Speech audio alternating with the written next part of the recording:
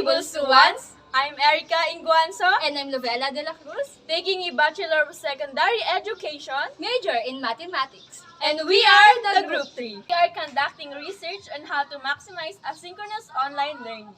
And we are here to discuss the advantages and disadvantages of asynchronous online learning As well as some tips and tricks to have a better learning environment. for both students and teachers.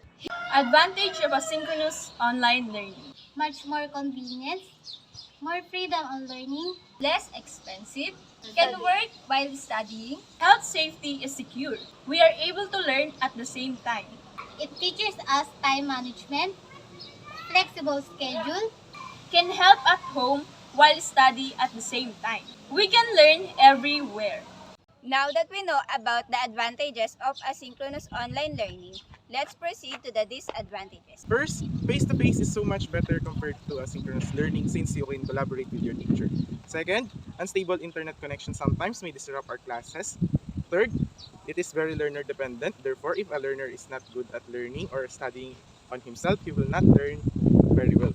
Fourth, it's hard to understand, especially the modules. So sometimes the learners won't be able to understand their modules since they are not guided by their teacher. Next is difficult communication with the instructor. So having a communication with the instructor during classes or online classes is very difficult since it will create so much noise that no one will understand each other. Next will be gadgets are often used. So sometimes we take more of Facebook rather than learning on Google Classroom, YouTube, or Google. So we use social media more than we use Facebook. Next will be it is much more stressful, especially during time of pandemic. It is much more stressful for us students to learn. Next is it's very exhausting. So we all know that learning online is very exhausting compared to when we are on face-to-face since in face-to-face we are able to collaborate with our friends. So next, there is no interactions with the learner. So it's very hard for an individual not to interact with each other since human is a social mammal or we need each other for us to interact and be happy. Next is not enough learning. We admit it that we learn more on face-to-face class compared to asynchronous learning, and that's all the disadvantages of asynchronous learning. Here are the tips for students and teachers to maximize their learning in asynchronous online learning. First is enjoy learning and relieve stress by celebrating small victories. If you finish an activity or assignment, treat yourself. In that way, you will be more motivated to finish your activity on time. Second, internet is a fountain of infinite knowledge. Anything can be learned from the internet. Learn to maximize it and be productive instead of scrolling down on social media like Facebook, IG, TikTok, and more. Third, try to finish an activity the day it was created. In that way, you will not have compiled activities and you will be able to manage your time accordingly. Fourth, have a study group with your friends. In that way, you enjoy studying and don't feel isolated.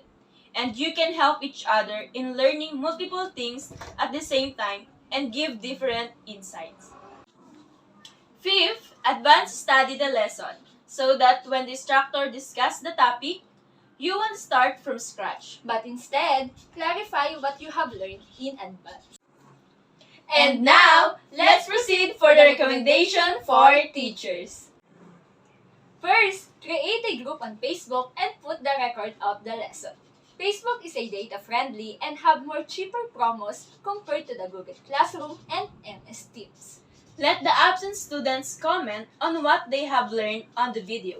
In that way, we can make sure that they watch the lesson. Second, our research found out that the students prefer problem solving and creative activities rather than making essays. They can learn and enjoy at the same time if the activities are innovative.